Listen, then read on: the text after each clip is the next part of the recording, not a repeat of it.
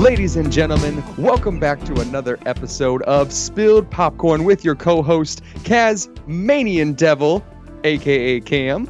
Wow, welcome. I'm glad to be here.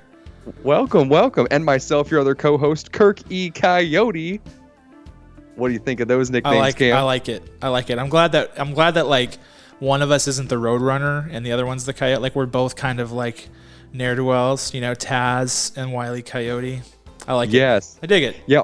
I didn't want to make us Hunter, the Hunter and the Hunted, because... I know. That creates a weird dynamic. You don't want to throw off the vibe right at the beginning. I love it. That's a pro move. I mean, you're a pro. Thank you. I'm going to keep shelling out as many nicknames until I run out of ideas, or since you control the board, until you shut my mic off. Until I just mute you. Yeah, I mean, I have all the power. Whichever comes first. Guys, this is our new web series where we spill the popcorn, aka spill the tea, on all the latest and greatest movies and TV series. Right now, as you know, we've been rolling through WandaVision. We just got episode... Ooh, say that again. WandaVision. Oh my gosh. Can we throw that at the top and we need to sing me and you need to sing the song WandaVision. We need to do harmony. We need to mix that. We'll make that happen at some point. Okay. I could see. We need to do all of them because we've got several. There are multiple songs. We could parody all of them. I mean, I don't want to get too ambitious, but we could do it. Oh no, there's no ambition there. It's just like 6 hours of record time. I think we can knock that out. 6 hours of recording and probably 10 more of post-production. Oh, so easily. Yeah. But WandaVision coming in hot, episode 4. We're here to spoil it for you. Cam, I need to check on your health now because we've just completed episode 4 out of 9. How do you feel about season 1 being halfway through? I am good. I am excited.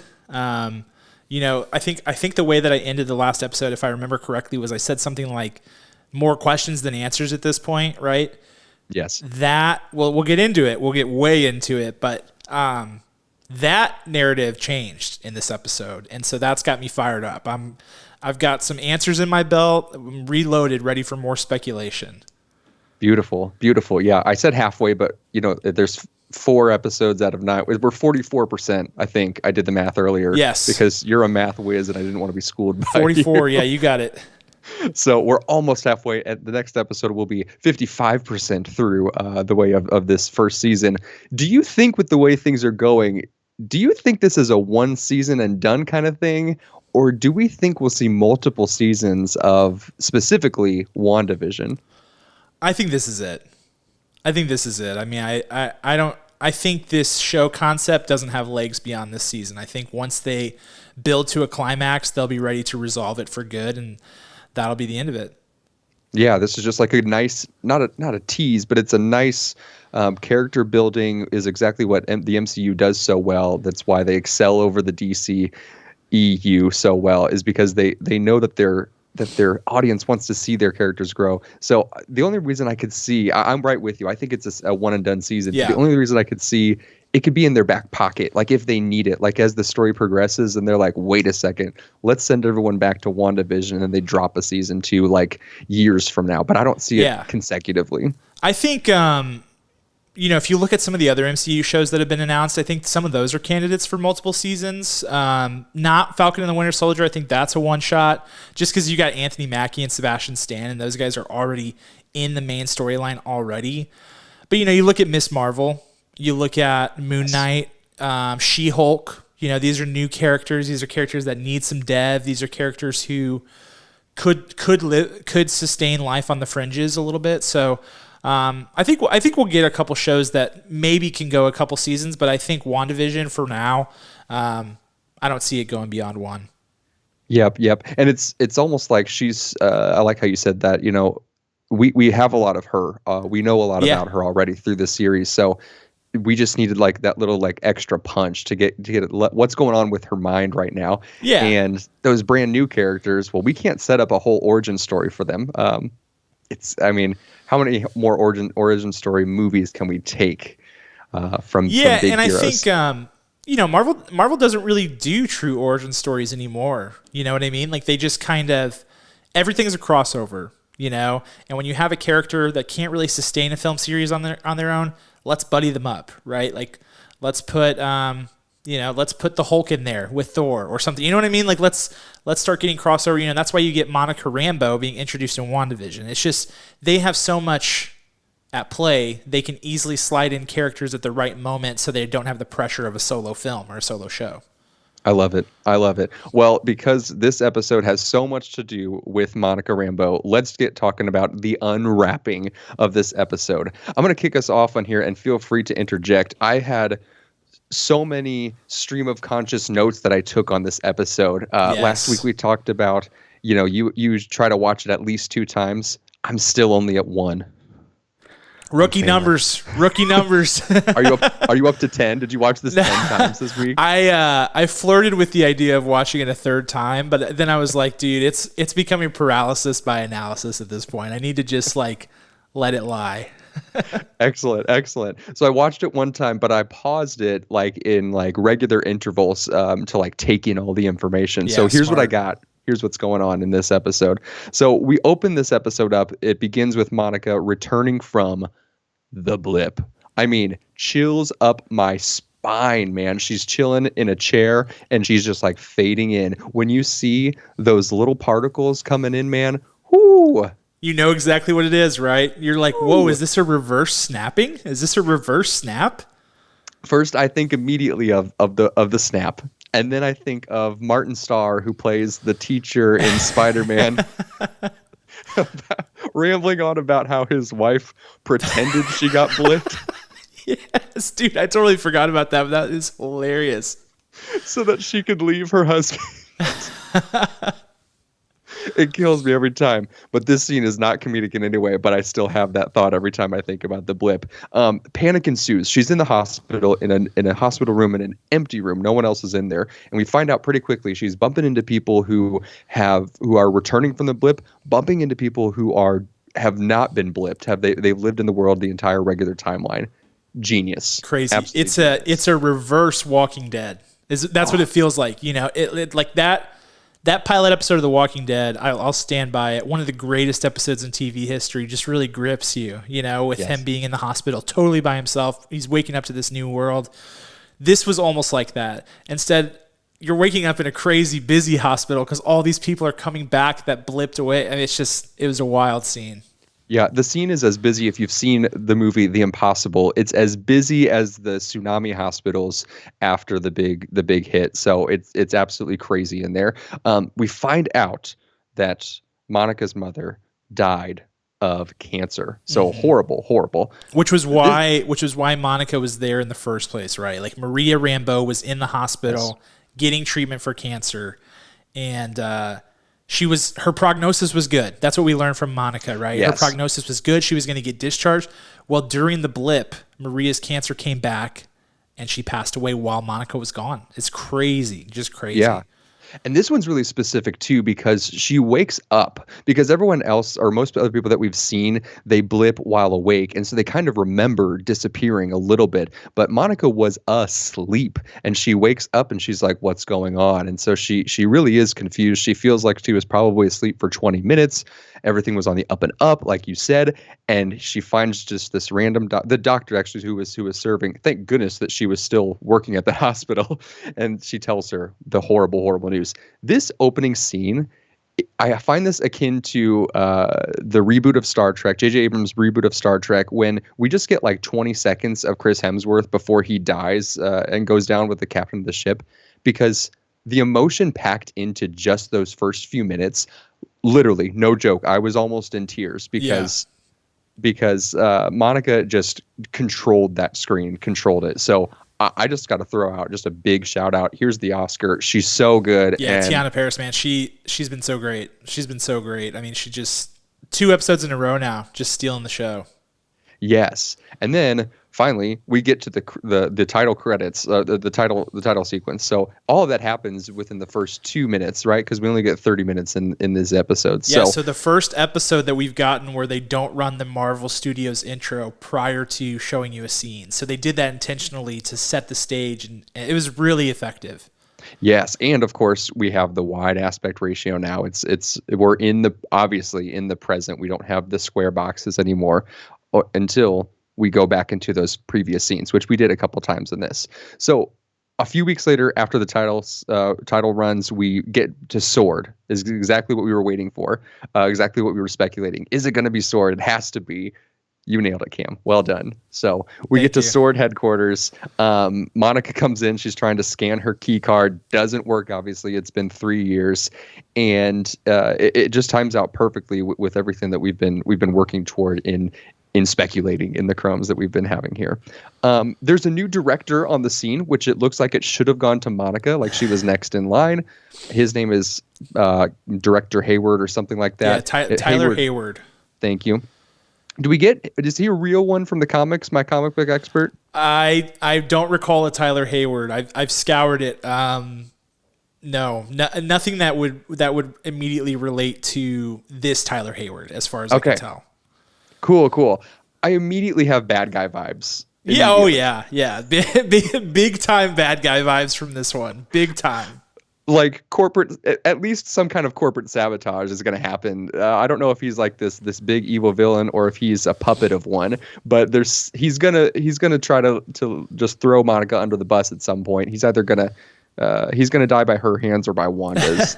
Easy. There's an exchange between him and Monica where they're walking into like this big hangar, and he's explaining to her kind of what's been going on over the last 5 years and where things are at.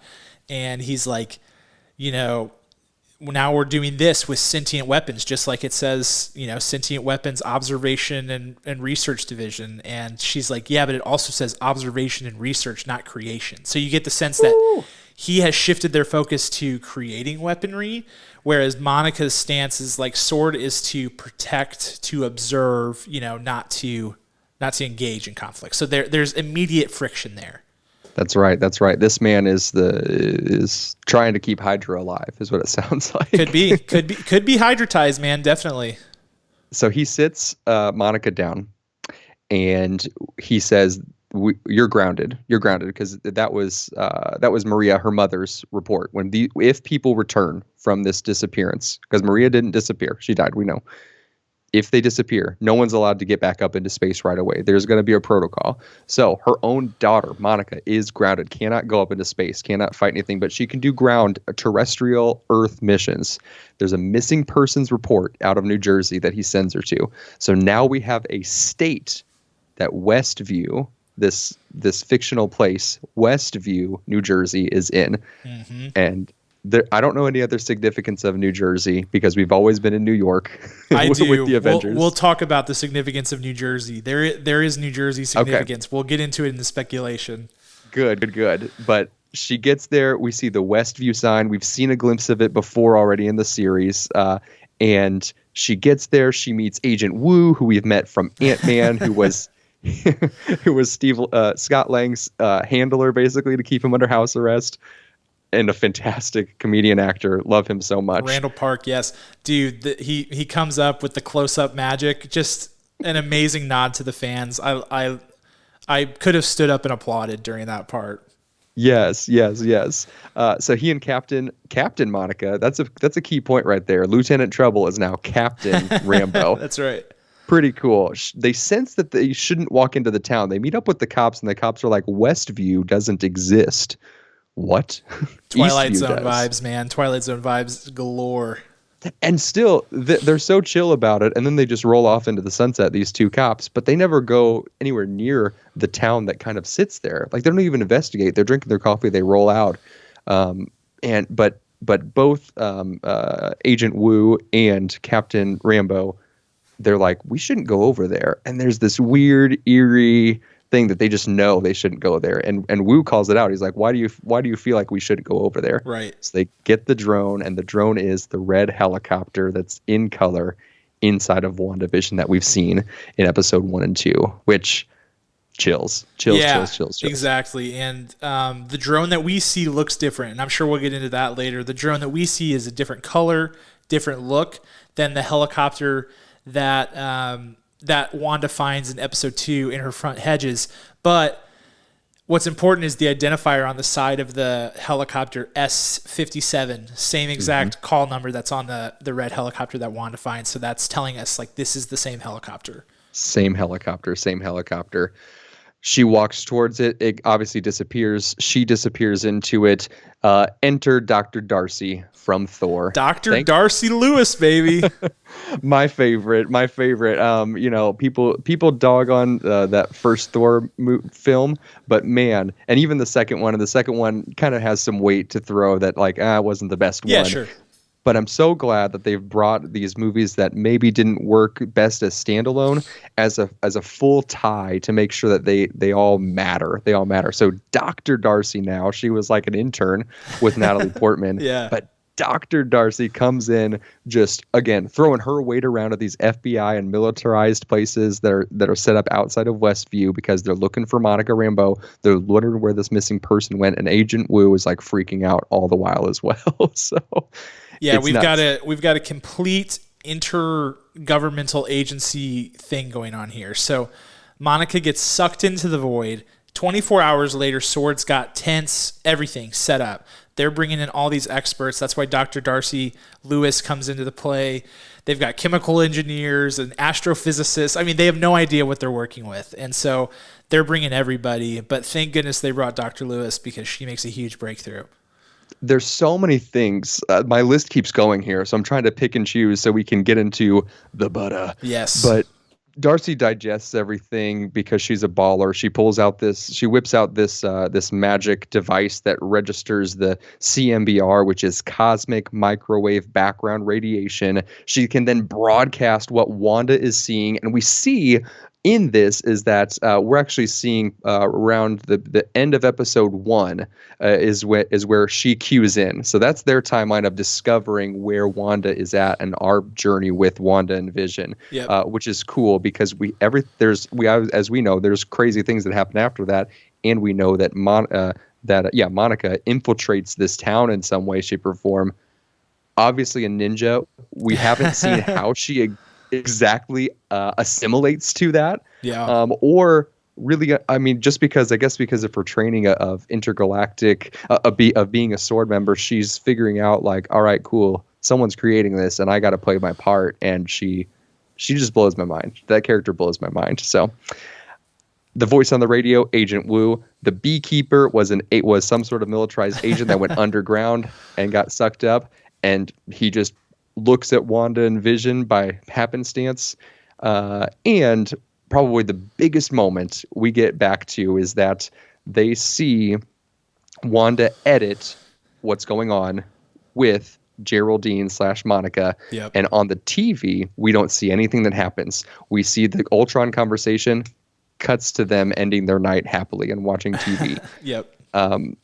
And then we do a flip back and we see in widescreen Wanda going through that motion and a full-on expulsion. Yeah, using her powers and everything. It's scary. She got her game face on, and she was like, "It is time for you to go," and used her chaos magic and shot Geraldine right out of there. Yes. So with that, there's a couple more things, but I think they're worthy of the butter. Yeah, let's dig into it, man. I mean, there's a lot. So, Ooh. I mean, I'll just go if that's cool. Let's just dive headlong. I mean, I think so. Again, thinking back to last episode, we had more questions than answers. We got some questions answered. Kirk alluded to a lot of those.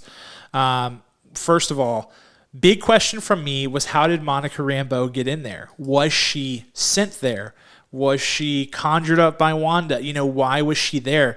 And really, the answer that we got was not exactly what I expected. She wasn't sent there per se. She was investigating the dome and got sucked into it. She was just like absorbed into the void. So she was investigating it, but she didn't know what she was investigating. She certainly had no plans of intentionally going in there. It's not like, kind of what I suspected was going on was people were watching this and they're like, all right, we got to send somebody in.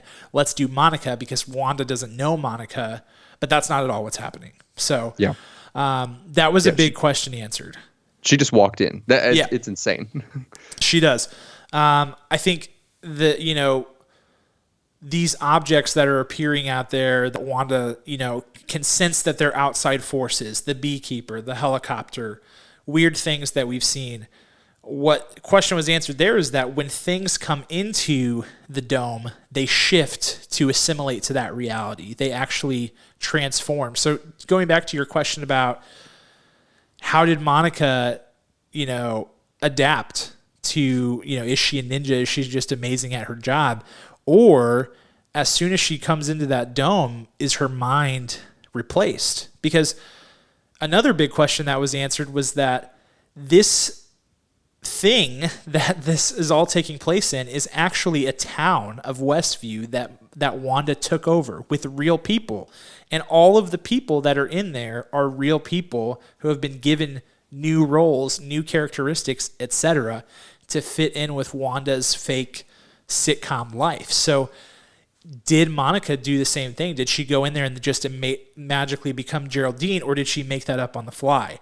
I kind of think she was told to believe it by the, voodoo witchcraft that was going on, and that the Ultron comment happened at a time when Wanda maybe let her guard down a little bit because she was having kids. And it's at the same exact time that Agnes and Herb are having the conversation over at the hedges where they're like, something's not right. So I really do think that there is some correlation there. Yeah, there was a trigger, and because that Wanda was distracted, she couldn't keep all the things up in the air. Oh, I like that. I like that a lot. Yeah, so Very I think nice. Another interesting thing at some point, so they get the old TV, they're picking up the frequencies, they're getting everything together. They're starting to ask questions. Agent Wu writes some questions on the wall.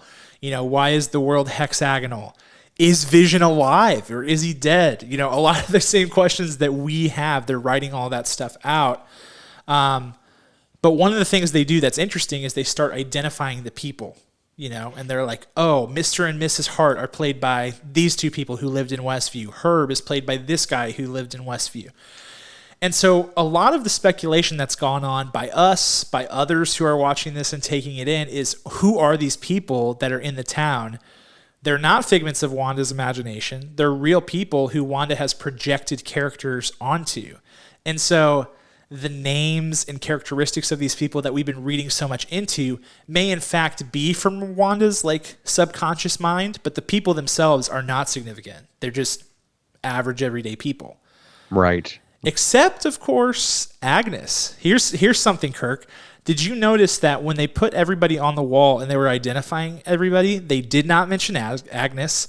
And also, if you pause it when they've got everybody on the wall, every person has a driver's license and identification except for Agnes.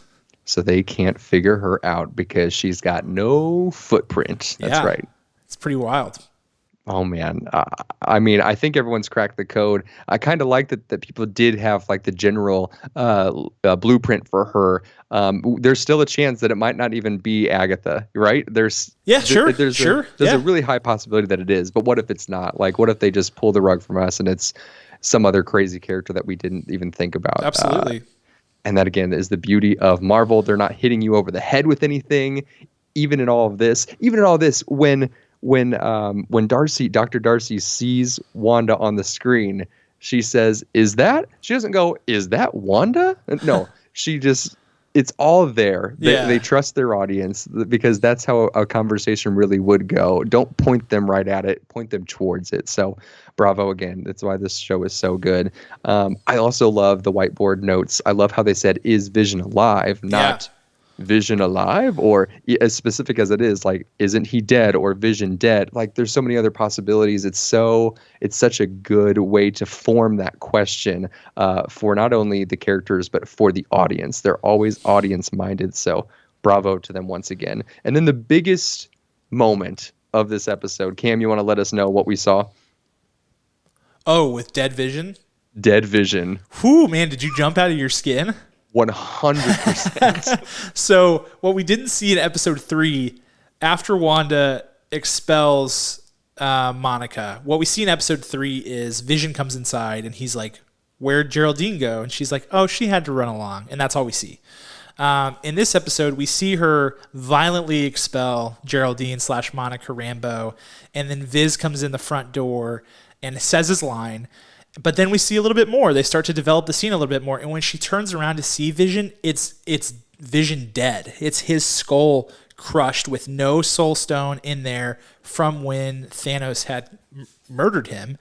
Yes. And Wanda's like, oh gosh, it's dead Vision. And then all of a sudden it snaps back and it's regular Vision again.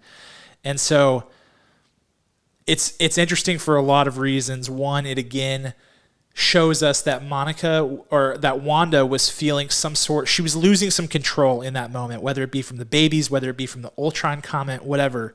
Something was causing her to get off her guard, and then she was able to pull it back together.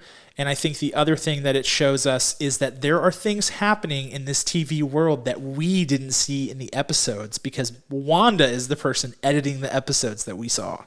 Right? So what other edits are we still going to see in the future? This kind of plays into like what we talked about at the top of this episode here is that, is there a season 2? I don't know, but it gives them plenty of room to go back if they wanted to A, rewrite something, or B, intentionally leave it as such to then go dive into later, whether it be in a season 2 of this or in the actual MCU movies. That would be crazy if we get some of this footage in the MCU. Absolutely nuts. How many times did you rewind and replay his dead face popping up, cold blue dead? Like, did you go back a couple of times? I did because I wanted to take in the details. And the first time I jumped out of my skin, so I had to collect myself. Yeah, it was almost like, did I see what I thought I saw? Like, is it just a figment of my imagination? No, and then I paused it and I glared at it for 5 straight minutes. Yeah, dude. Oh my gosh. Absolutely. So I'm glad I'm not alone. I hope our listeners and viewers also were looking at this dead Vision like creeps like us. So I don't know. Yep. So from all of that, I just want to read the final dialogue of that scene. I wrote it down because there's a lot packed into there. Vision says, "We don't have to stay here. We can go wherever we want." Wanda says, "No, we can't. This is our home." Vision says, "Are you sure?" Wanda says, "Don't worry, darling. I've got everything under control," with dead set eyes. Then we have Monica waking up in the field from her expulsion, saying, "It's Wanda. It's all Wanda." It's all Wanda. Cut back, we see Wanda pick up the baby, walking toward the living room with Vision, and she says, "What should we watch tonight?" End of episode. Just genius. Just absolute genius. Crazy stuff. I mean, it just conjures up more questions. I think, the biggest question that I have remaining after this episode is what is happening with Vision? Is he alive, or has he been manifested in this fake reality by Wanda? And I think it's probably the latter. But the reason that I think that there's something else going on there is, why is he becoming aware? Why is he, if he was truly born of Wanda's consciousness and her memory of him, then how would he ever become cognizant of what's happening? Yeah. So you wouldn't think that he would. You ready to speculate? Yeah, let's go. I'm always ready to speculate. We're into the crumbs. That's one of my questions I have for you, Cam. So, is he alive? Is he dead? Is his realization that he is that's all of that him, not knowing what's going on in this world that I'm sitting in, this town that we've moved to, is that her subconscious? Is that her strongest sense of her subconscious? Yeah, I mean, I'd say he's dead. I do believe so. I think, the fact that he is he knows the jig is up a bit here does call that into question, right? I mean, certainly, because the other people are real, presumably everybody we know for sure is real except for Agnes at this point. So them becoming aware of what's happening is not all too surprising. But for Vision to start to come aware of it does make you wonder, he would almost have to be alive for that to be real. But I still just I don't see them bringing Vision back. I don't know how they would do it. So I think he's still dead. Yeah, because I don't think she has the power to bring someone back from the dead. We really haven't had that conversation in the MCU. Her powers are, I would think it'd be more likely for her to manifest a new version based on her memory of Vision, but not to legitimately like necromance. I don't think she would be able to do that. But man, her powers are far-reaching, and we're only just now being fully acquainted with them. Yeah, it's kind of like, I know we've thrown it back to Inception, but there's so many mind gymnastics going on with this thing that, Maul from Inception, played by Marianne Cotillard, is Where is trapped. she at, by the way? Is she okay? Marianne Cotillard? I haven't seen her. All I've seen her in is the Chanel No. 5 commercial. I think somebody needs to check on her. I'm worried. She's such a good actor. I just want to make sure she's okay. I think she's either trapped in Leonardo DiCaprio's subconscious, or she is just she's doing a bunch of foreign films. Actually, I think I saw on her card. I think you might be right. Anyway, I digress.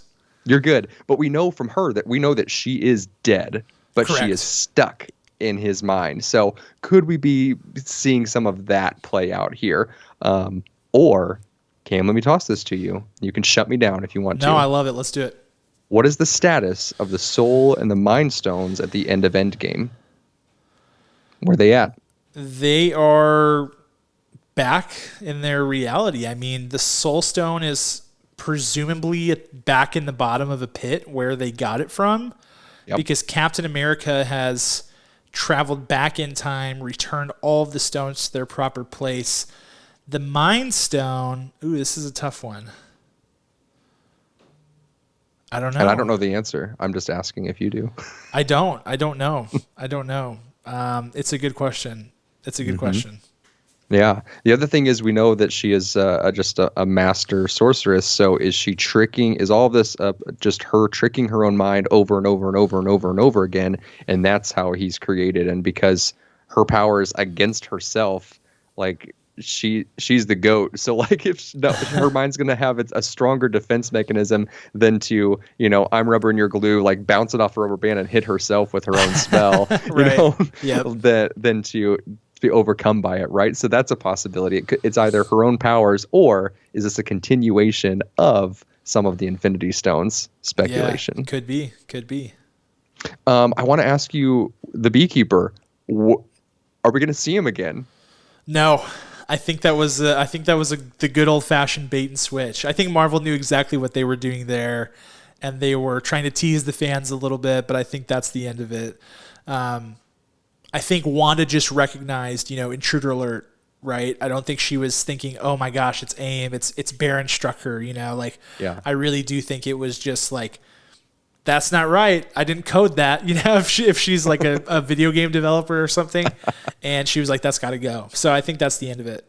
Yeah. Do we see,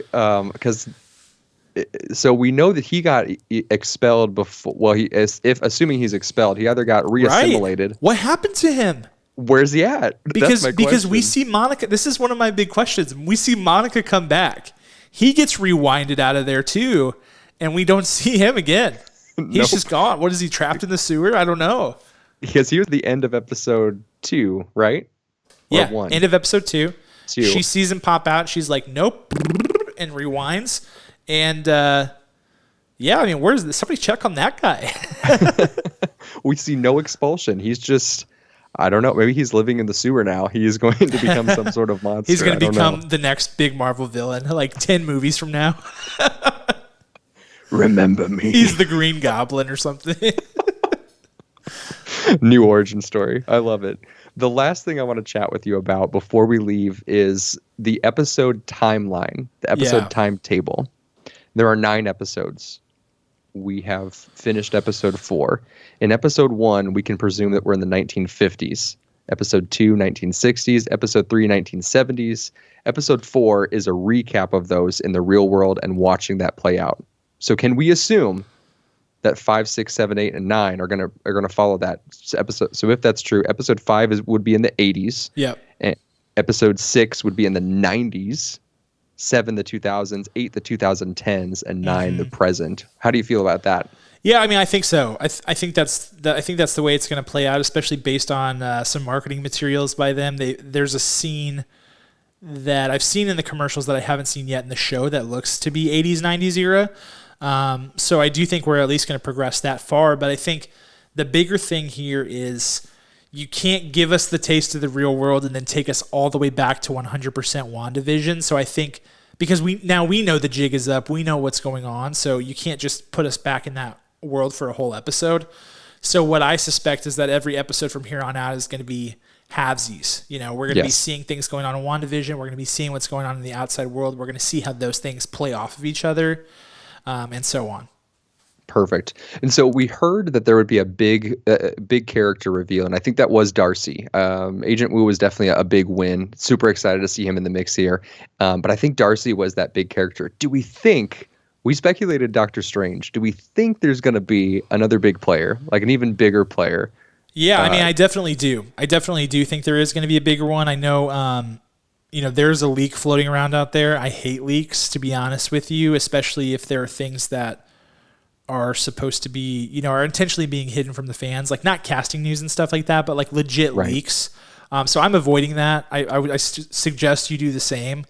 But I know we talked about it on our podcast, Popcorn for Breakfast, this week, but Paul Bettany, who plays Vision, went on a podcast on Barstool Sports and talked about there being a big character reveal.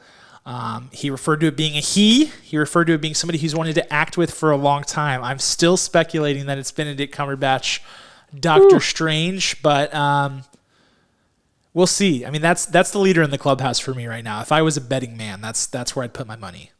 I gotcha. Anything else you want to leave that we didn't talk about here before we sign off?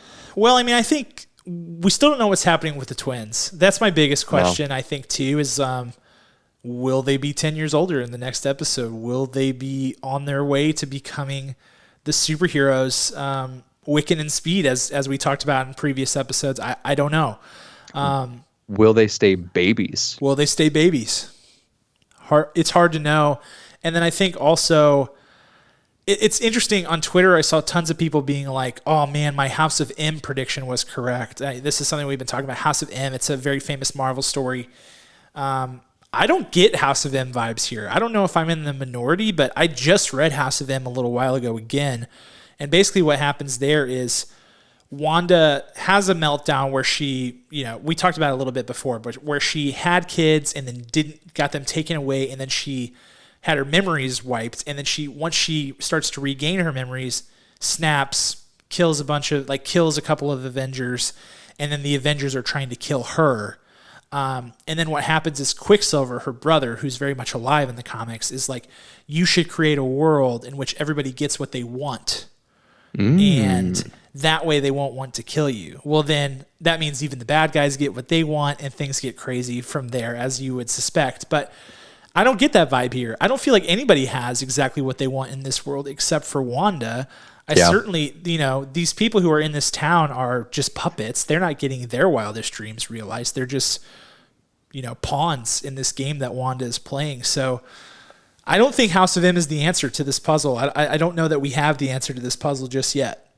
Yep. If anything that's drawn from House of M, they literally just wanted to have a mental therapy session for Wanda to get over everything. So exactly. And I love that you said, we talked about the twins too. Last thing is that we only saw her pick up one baby when she said, "What should we watch tonight?" Where's the other one? I think Vision had the other one. I don't think he did. Okay, we'll have to go back and check the tapes, because I had that thought at first, but I think when we see them on the couch, they're each holding one, but I don't know. Really? We'll see. It's sketchy. Everything is questionable. My suspicions are way up on everything right now.